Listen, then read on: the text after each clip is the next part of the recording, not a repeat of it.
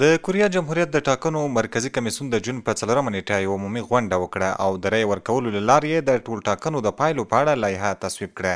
د ټولټاکنو د پایلو له مخې د دغه هیواد د لیبرال ډیموکراتیک ګوند نماند لی جیومیونګ په رسمي ډول د ولسمشر په توګه وټاکل شو. د کوریا جمهوریت د 20م ولسمشر لی جیومیونګ د دندې موده پر ځای وخت د جون د 4مې نیټې سهار په 6:21 پیل شوه.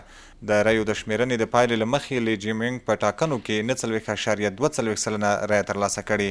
لی جیومیونګ وویل چې هغه به له رسمي ټاکل کېدو وروسته د اوسني سیاسي ګډوډۍ د پای ته رسولو، د کوریا جمهوریت د اقتصادي ودې او د خلکو د ژوند د ژر تر ژره عادي کولو لپاره سخت کار وکړي.